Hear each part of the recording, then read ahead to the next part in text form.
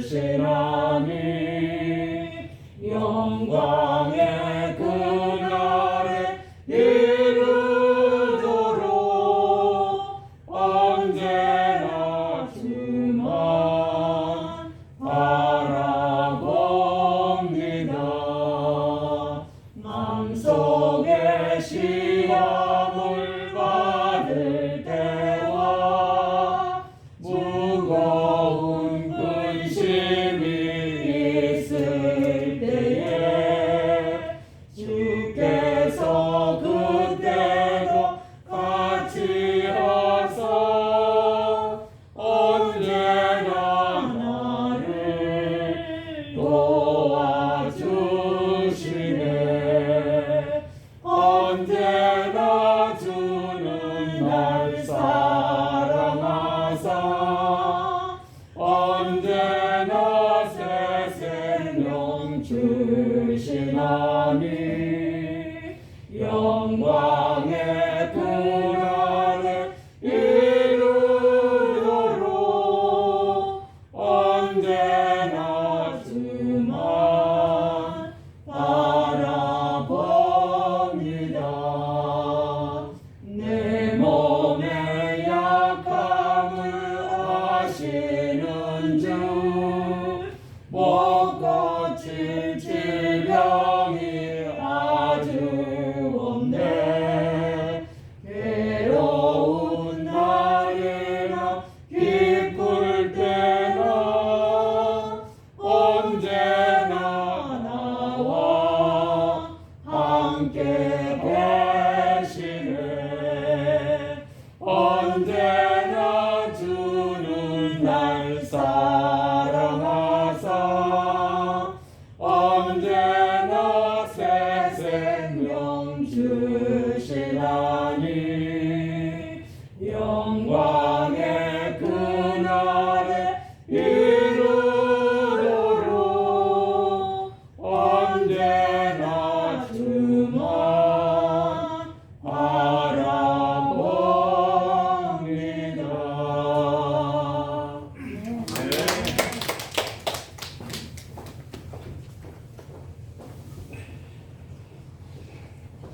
감사합니다.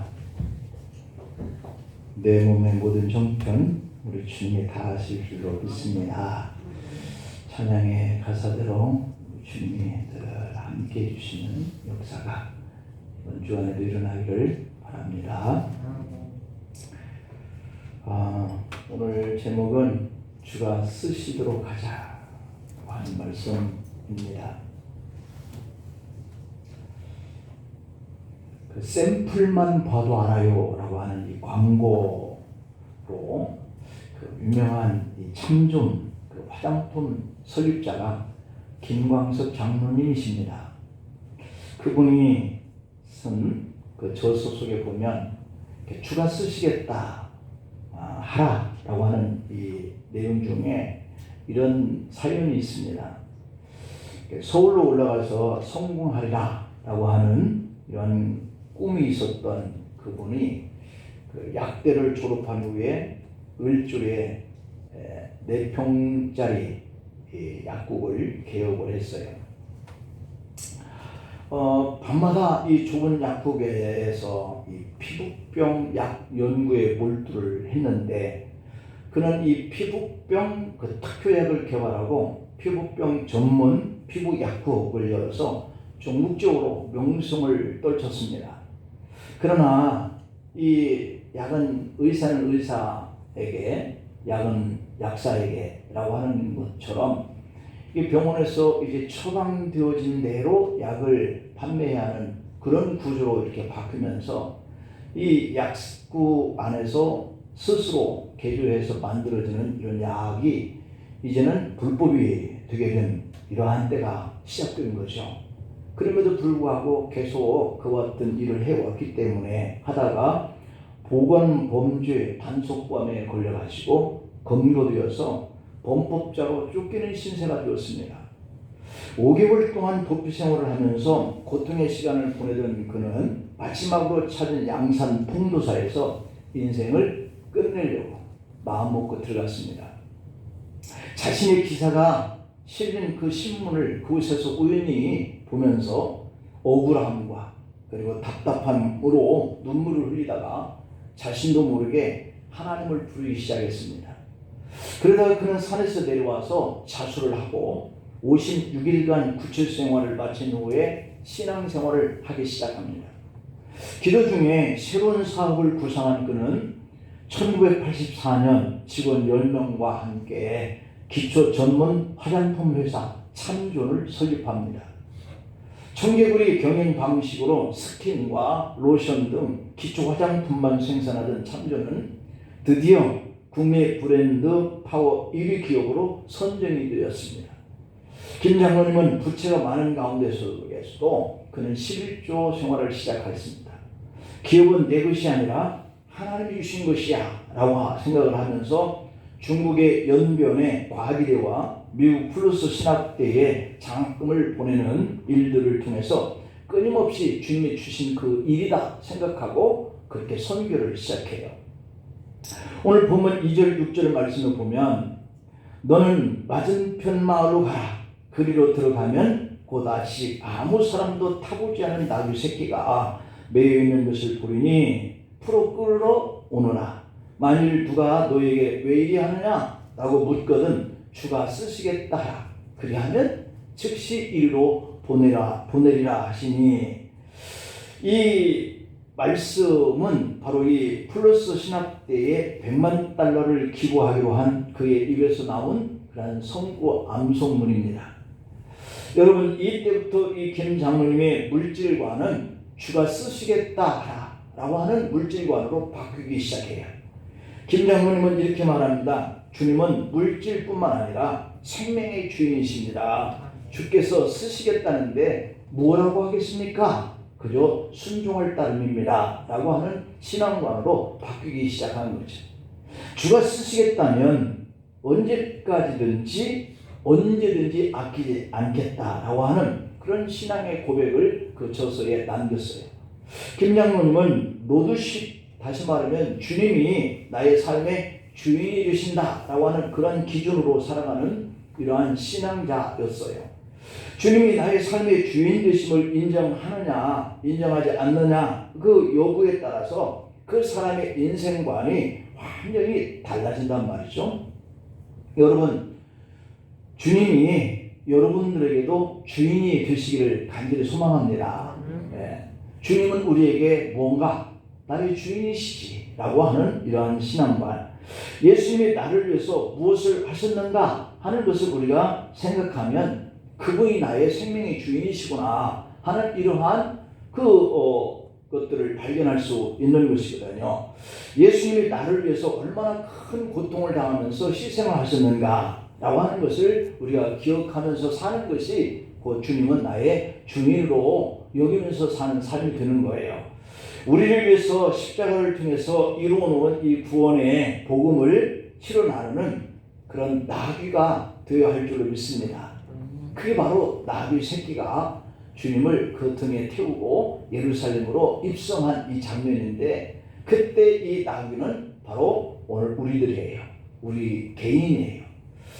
비록 가진 것이 없고 자랑할 것이 없는 이 나귀처럼 보잘 것이 없다 할지라도 그럼에도 불구하고 주님이 쓰시겠다 라고 하니까 주님을 등에 태우고 예루살렘으로 입성을 하는 그런 나귀가 된 거예요.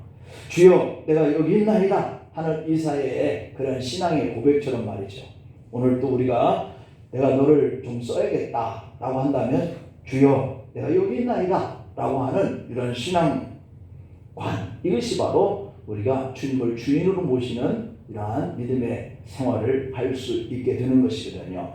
창세기 22장의 1절과 2절 말씀을 보면 그 일 후에 하나님이 아브라함을 시험하시려고, 아브라함을 어떻게 해요? 시험하시려고.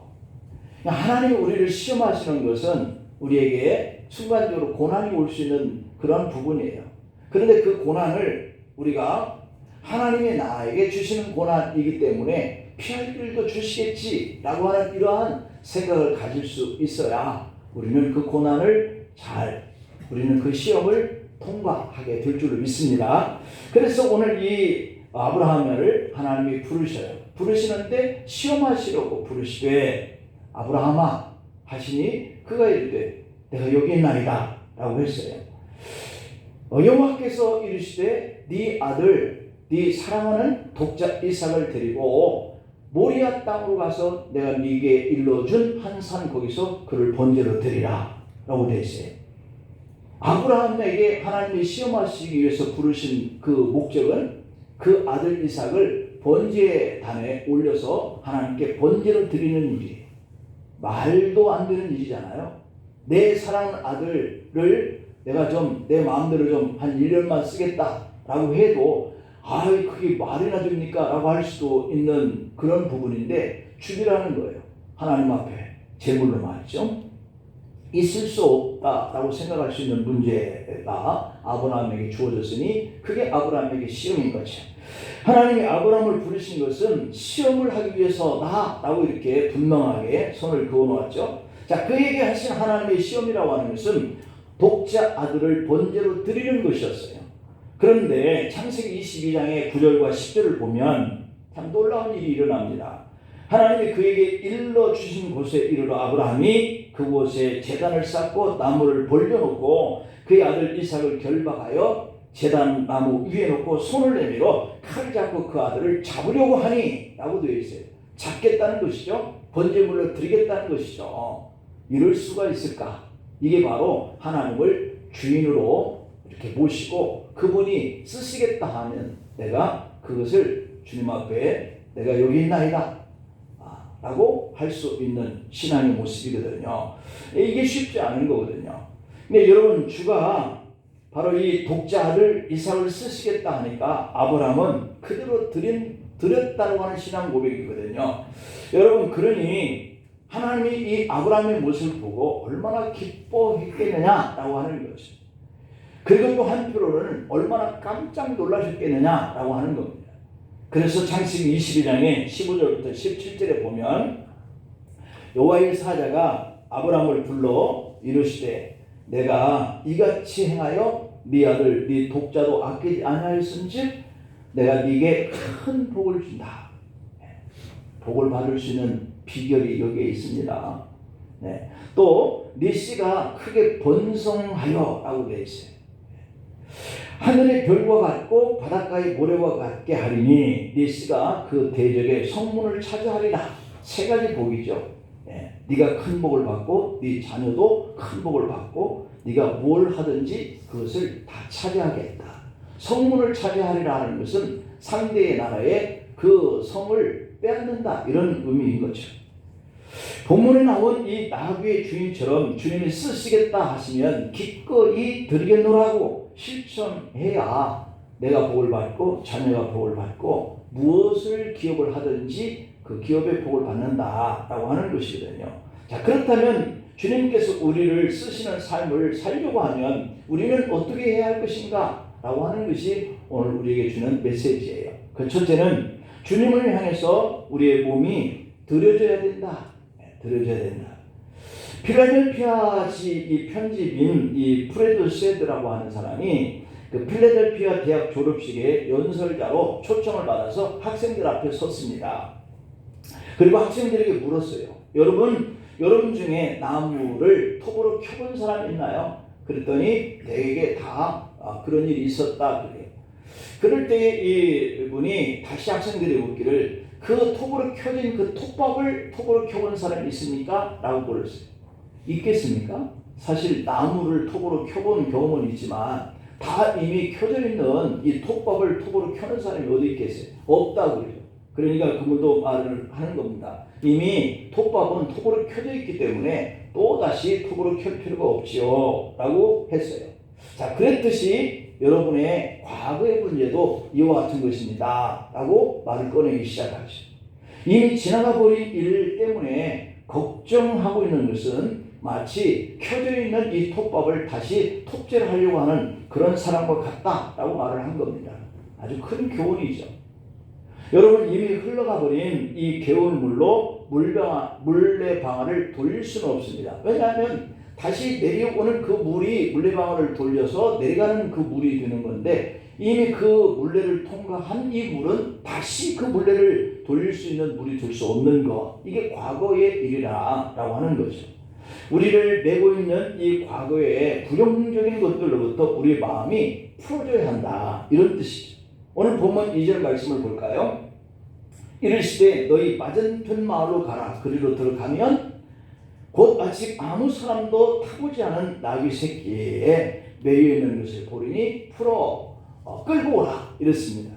주님이 사용하시는 이 나귀를 통해서 오늘 우리 자신을 볼 수 있어야 한다 하는 뜻인데요. 우리는 주님께 쓰임받는 그런 존귀한 하나님의 자녀입니다. 중요한 것은 주님이 쓰시는 사람들의 공통점이 있다는 거예요. 주님이 어떤 사람을 쓰시는가에 대한 공통점이 있어요. 나의 과거든지 나의 죄악이든지 이미 매일의 자리 속에서 풀려난 것은 주님의 은혜다라고 믿는 이러한 자녀들의 그 삶을 하나님이 쓰신다는 거예요. 그러니까 나의 모든 과거의 죄짐을 주님이 대신 지시고 나는 용서받았다라고 하는 이런 믿음을 가지고 있는 사람만이 주님이 쓰시는 거예요. 우리는 주님이 부르시기 전에는 세상에 매여 있어서 살았죠. 그런데 주님이 우리를 부르시는 세상에 매여 있는 것을 풀어버려야 돼요. 주님이 나귀 새끼를 쓰려고 그럴 때 그것을 풀어서 끌고 오라 그랬단 말이에요. 그래야 주님이 쓰시는 거죠. 그런데 이것을 풀려고 그럴 때 주인이 뭐 때문에 그럽니까? 주님이 쓰시겠다고 하라 라고 하는 이 말을 전하니까 그러시느냐고 이렇게 보내지어야 우리가 주님께 쓰임을 받는 거죠. 내가 뭔가에 더 강한 것에 매여 있으면 주님이 내게 말씀하시는 것을 따라서 살아가지 못하고 순종하지 못해요. 왜요? 그 매여 있는 것에 내가 계속 매여 있기 때문에 그런 거죠. 그래서 세상에서 내가 풀려져야 주님께 쓰임을 받는 그런 일꾼이 된다라고 하는 공통점이죠. 이것을 요한일서 2장의 16절에 보면 이는 세상에 있는 모든 것이 육신의 정욕과 안목의 정욕과 일생의 자랑이니 다 아버지께로 쫓아오는 것이 아니요 세상으로 쫓아오는 것이다. 우리의 마음속에 뭔가 이러한 육신의 정욕과 안목의 정욕과 이생의 자랑거리에게 계속 붙들려 있으면 주님 앞에 쓰일 수 없다, 이런 얘기죠. 욕심과 이기주의와 물질에 매여 있는 사람은 절대로 주님 앞에 쓰임을 받을 수가 없습니다. 어떤 일을 주님께서 원하시고 그에게 그 일을 맡기시고 그 일을 좀 하자 이렇게 할 때 아니요 나 오늘 바빠요. 이것은 그것에 그가 매여 있기 때문에 주님이 부르실 때 예 라고 할 수가 없는 상태에 드는 거거든요.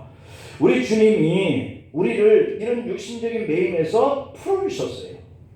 그분이 대신 십자가에 매이고 우리는 그 자리에서 풀어주셨어요. 그래서 이제는 참된 생명의 자유인으로서 우리가 살 길이 열린 거거든요.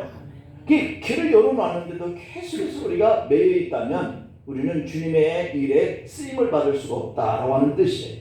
바울도 세상 것의 매임으로 인해서 주님께 쓰임받지 못하고 사단에게 쓰임받았던 그런 생활을 했던 때가 있었어요. 그런데 어느 날 주님은 바울을 쓰시기 위해서 그가 매여있던 이 육신의 매임에서 풀어주셔요. 다메스코스에서 이 사울이 주님을 만났는데 그가 외칩니다. 주여 누구십니까? 라고 하니까 주님이 그에게 하는 말이 나는 네가 핍박하는 예수다 라고 이렇게 말씀해요. 거기서 꼬꾸라지죠. 그리고 그는 예수님을 핍박했다라고 하는 자신의 이 과거의 짐을 주님이 다 풀어지게 했다라고 하는 것 때문에 세계를 돌아다니면서 선교의 복음 사역을 감당하다가 순교하죠. 내가 세상에 매였던 것이 풀어지니까 그 자유를 가지고 그 생명을 전하기 위해서 목숨을 던지기까지 순종하는 바울을 볼 수 있거든요. 바울은 혈통에 매여 있었고 전통에 매여 있었고 세상 학문에 매여 있었고 자기 자랑과 그 우월감에 매여 있었고 명예와 세상의 권세에 대해서 살았단 말이죠. 그러나 어느 날 다메섹 도상에서 예수님을 만나면서 이런 매임에서 풀어졌고 그의 진정한 바울의 삶이 시작된 거죠. 그 후 바울은 이 모든 것들을 배설물처럼 버리겠다 이런 고백을 하거든요.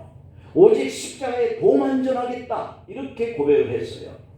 빌립보 3장 7절부터 9절 말씀을 보면 그러나 무엇이든지 내게 유익하다는 것을, 세상에 있는 것들은 다 우리에게 유익하잖아요. 근데 내가 그것을 그리스도를 위해서 다 해로 여길 뿐더러 라고 되어 있어요. 내가 세상에 사람들이 이것이 있어야 나에게 유익해 라고 생각했던 것들을 다 해로 여겼다는 거예요. 그러면서 내 주 그리스도 예수를 아는 지식이 가장 고상하기 때문이다. 그걸 버린 이유를 말하는 거죠. 내가 그를 위하여 모든 것을 잃어버리고 배설물로 여기면 그리스도를 얻었기 때문에 내가 이것을 버리고 주님을 얻고 내가 그 안에서 발견되기 위해서 라고 이렇게 얘기를 하고 있는 이 바울의 믿음의 고백을 볼 수 있죠. 그러니까 사울이었던 이 바울이 바울로서 살아가기 위해서는 사울이었던 매이는 것들을 다 풀어놓아 버려야 주님께 매여서 이렇게 그 사명을 감당할 수 있게 되는 것이거든요. 그래서 그는 주님을 얻고 세상에 유익한 것들을 다 배설물로 버렸다. 그것이 이유였어요. 이렇게 바울은 자기를 얼고 매는 세상 것들로부터 풀어져서 주님 안에서 누리는 그런 참된 자유를 가지고 목숨을 던져서 순교의 길을 갔지요. 바울이 이렇게 한 것은 주님이 쓰시는 나귀가 되기 위해서였다라고 하는 거예요. 주님은 충성스럽게 순종하는 나귀가 된 이 바울을 타시고 세계를 다니면서 하나님 나라를 확장해 가고 오늘 이 이방인인 우리 한국 땅에 같이 이 복음이 들어와서 우리가 여기 있는 것이거든요. 하나님은 바울을 나귀 삼아서 많은 백성을 구하신 것이죠. 지금도 주님은 주님께 바울처럼 순종하는 그런 나귀를 통해서 일을 하시겠다 그래요. 그러니까 풀어놓고 주님을 위해서 자기의 등을 내놓지 않는 사람은 주님의 일꾼으로 일해서 쓰임을 받기가 매우 어렵다라고 하는 사실이죠. 하나님은 바울을 나귀 삼아서 이렇게 복음의 큰 일을 이끌어 나가신 줄로 믿습니다. 그래서 오늘 우리도 주님께 쓰임받지 못하는 이유가 뭘까? 앞에서 열거한 육의 모든 것에 너무 과도하게 매여있기 때문이 아닐까? 하지만 기억할 것은 주님은 우리를 쓰시기를 원한다라고 하는 이 사실이에요.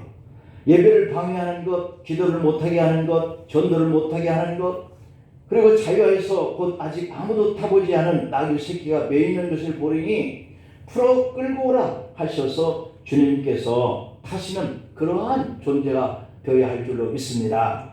두 번째로는 주님께 순종하는 나귀가 되어야 합니다. 삼성 휴대폰에 애니콜 신화를 만들어낸 사람이 이기태 사장이었는데요. 그는 삼성전자 정보통신 부분의 사장이었습니다. 그가 남모르게 해오던 일들이 알려지게 된 것이죠. TV를 보면서 병원비가 없어서 애타는 사람, 시골 교회, 해외 선교, 가난한 사람들에게 물질 선교를 해온 것이 드러난 것입니다. 대기업 사장인데도 불구하고 재산은 대구의 집 한 채뿐이었습니다. 그는 예수의 이름으로 무조건 선교하는 사람이었습니다. 부인은 한술 더 떠서 도움이 필요하면 카드빚을 내서라도 선교를 돕는 그런 분이라고 그럽니다. 참 어려운 그런 일이죠.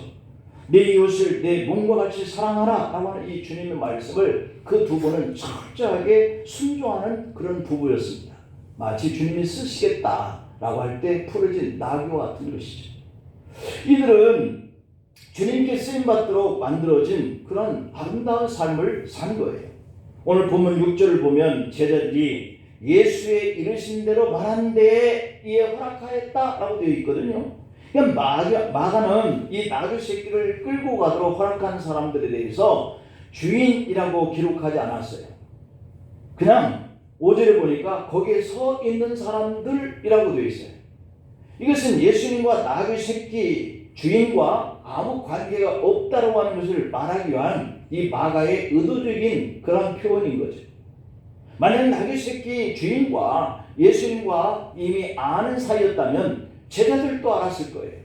그러나 제자들이 모르는 것을 보면 이 예수님과 나귀 새끼 주인은 사전에 내가 제자들을 보낼 테니 당신 나귀 새끼 좀 잠깐 빌려줘 라고 이렇게 교감이 있었던 것이 아니라고 하는 이 사실을 마가는 드러내고 있는 거예요. 생년부지의 관계라고 하는 사실 말이죠. 그런데도 이 나귀의 주인은 주님이 쓰시겠답니다 하는 이 말씀을 듣고 곧 끌고 가도록 순종했다라고 하는 것을 드러내고 싶어 하는 거죠.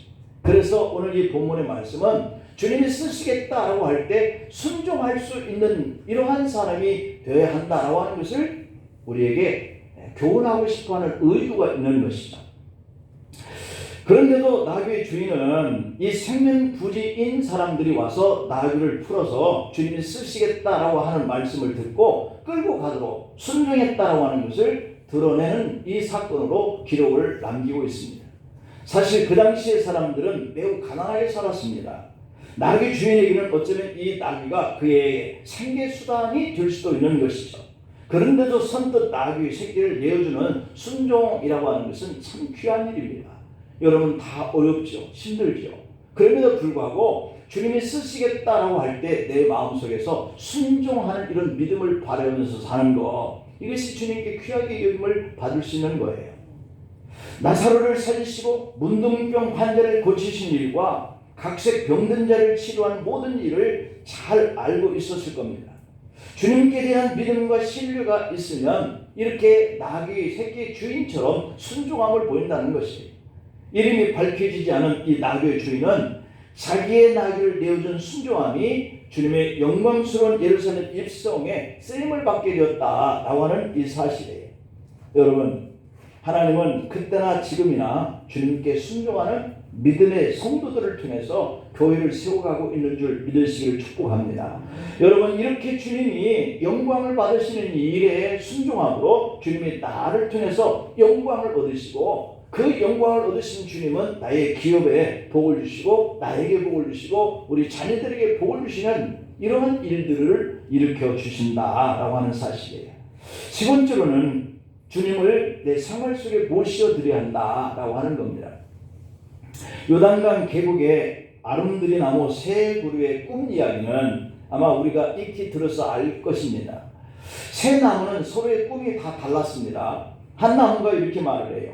나는 예루살렘 성전의 기둥이 되어서 많은 사람들이 참배하러 오는 것을 보면서 위로를 얻어야지 그랬어요. 그냥 예루살렘의 참배객들이 들어올 때마다 내가 성전의 기둥이 되어서 그들을 오고 하는 것을 보면서 내가 보람을 느껴야지 그랬다라고 하는 것이 그 첫 번째 나무의 꿈이에요. 그때 두 번째 나무가 그 말을 듣더니 이렇게 말합니다. 나는 지중해의 유람선이 되어서 수많은 참배객들이 오고 갈 때마다 그 배를 타고 출고하는 것을 봐야지 라고 이렇게 말을 했어요. 그랬더니 세 번째 나무는 나는 큰 나무가 되어서 가지를 많이 뻗는 사람들이 산에 오를 때에 그들에게 그늘이 되어서 쉴 수 있도록 하는 것을 보면서 보람을 느껴야지 라고 했어요. 그러던 어느 날 이런 꿈을 가진 새 나무 곁으로 목수가 다가오더니 그 나무를 잘랐습니다. 예루살렘 성전으로 가보자 꿈을 가졌던 나무는 베들레헴 말구유로 와서 짐승의 밥그릇이 되었습니다. 그가 꿈꾸던 예루살렘의 기둥이 든다는 것과는 거리가 멀죠. 말밥그릇이 되었으니까. 그런데요, 놀랍게도 아기 예수님이 그 위에서 태어나 누시는 그런 말그릇이 되었다라고 하는 것이죠. 그런데 아기 예수님이 그 위에서 눕게 되어지는 말그릇이 된 것을 통해서 그는 영광을 받게 된 것이잖아요. 유람선이 되려고 했던 나무는 작은 돛담배가 되었다 그럽니다. 갈릴리 바닷가에서 베드로의 배가 되었는데 예수님이 타시고 설교하는 배가 되었다는 거예요. 그리고 많은 사람들의 그늘이 되어서 하늘을 올려다보게 하겠다라고 꿈을 가진 이 세 번째 나무는 십자가가 되어서 골고다 언덕 위에 세워졌는데 그 위에 예수님이 못 박히게 되어지는 그런 나무로 쓰여졌다는 것이에요.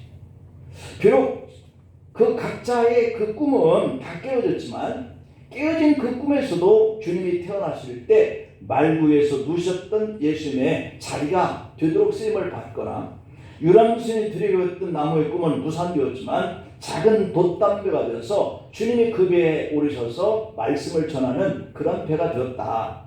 많은 사람들의 그늘이 되고 하늘을 올려다보게 한다던 이 나무의 꿈은 못 이뤘지만 십자가에서 주님이 달리실 때 많은 사람들이 올려다보는 나무의 십자가가 되었다고 하는 사실입니다.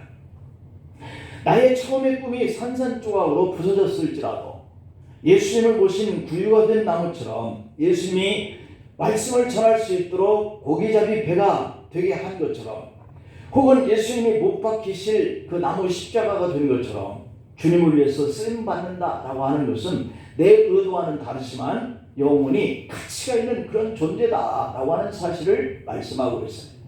큰 인물이 되리라, 큰 기업가가 되리라, 큰 명성을 다니는 그런 학자가 되리라 했던 그 꿈이 비록 깨어졌을지라도 주님이 그 어떤 순간순간을 통해서 나로 하여금 세워진 자리 속에서 주님께 영광이 되는 자리로 쓰임을 받기만 한다면, 그것이 큰 교회 목회자, 그것이 작은 교회 이런 목회자, 무엇이 다르겠습니까?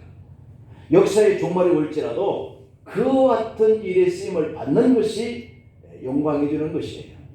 그러므로 금년에 내가 계획한 대로 안 된다 할지라도, 내가 생각했던 것에 다른 결과가 나타날지라도 우리가 낙심하지 말고 오히려 주님이 원하시는 큰 일에 쓰임을 받는다라고 하는 이 사실을 믿으시길 바랍니다.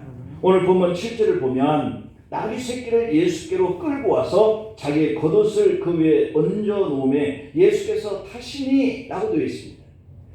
여러분, 비록 보잘것없는 나귀인데요, 예수님이 그 위에 타시니까 제자들이 그 위에 옷을 이렇게 얹었어요.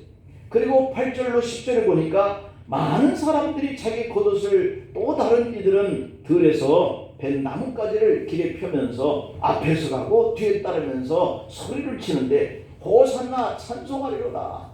주의 이름으로 오시는 이여 찬송하리로다. 오늘 우리 조상 다윗의 나라여 가장 높은 곳에서 호산나 호산나라고 외쳤다는 겁니다. 그 나귀가 걸어가니까 많은 사람들이 옷을 펴며 종려나무 가지를 흔들면서 호산나 호산나 외쳤어요. 여러분, 우리는 나귀입니다. 우리가 큰 일을 하든 작은 일을 하든, 아니면 우리가 생각했던 꿈이 안 되고 다른 일로 하나님께 영광을 돌리는 그러한 자리에 있다 할지라도 우리는 이와 같이 주님이 타신 나귀가 걸어가는 그 길 위에 옷을 펴거나 나뭇가지를 얹거나 그러면서 하나님께 이렇게 영광을 돌리는 일에 쓰임받는 사람들과 같다라고 하는 거예요. 그래서 우리가 쓸모없는 존재였다 할지라도, 우리의 꿈대로 되지 않는다 할지라도 다만 그 자리 속에서 내가 주님을 위해서 순종하고 일하다 보면 주님이 영광을 받으시는 거죠. 성도로 살아왔던 그 존재감이 반드시 복으로 우리에게 나타날 때가 있다고 하는 사실이죠. 그러므로 2022년 주님을 섬기는 성도로서 결단해야 할 것은, 주님이 나를 나귀로 쓰시겠다, 풀어놓아 가져오라 라고 하실 때에 우리가 순종할 수 있느냐라고 하는 것이에요.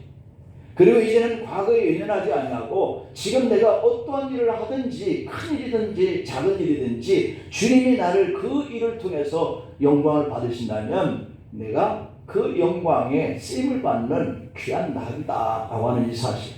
그래서 나로 말미암아 주님이 걱정하시지 않도록, 나로 인해서 주님의 다시 한번 위험에 처해지지 아니하도록 언제 어느 때든지 주님이 쓰시겠다라고 우리의 시간과 우리의 물질과 우리의 생명까지라도 원한다면 그것이 우리에게 순종할 수 있는 계기가 되어서 여러분이 복을 받고 자손이 복을 받고 선물을 차지할 수 있는 이런 기업의 복을 받으시기를 축복합니다. 기도하시겠습니다. 주님을 향해서 우리 몸이 이렇게 매여있던 과거에서 풀어지게 하옵소서. 주님이 원하실 때 그 풀어진 나귀가 그 등에 주님을 태우는 일에 순종했던 것처럼 우리가 작은 일이든 큰 일이든 주님이 원하시는 그 자리에 쓰임을 받도록 축복해 주옵소서. 그리고 난 이후에 그것이 주님께 영광이 되어서 나의 복이 되고 자녀가 복을 받게 되고 우리가 복을 받게 되어지면서 기업의 복과 산업의 복을 받고 영광의 자리에 우리가 동참할 수 있도록 이 한 주간도, 이 금년 한 해도 역사해 주시옵소서. 예수님의 이름으로 기도하옵나이다. 아멘.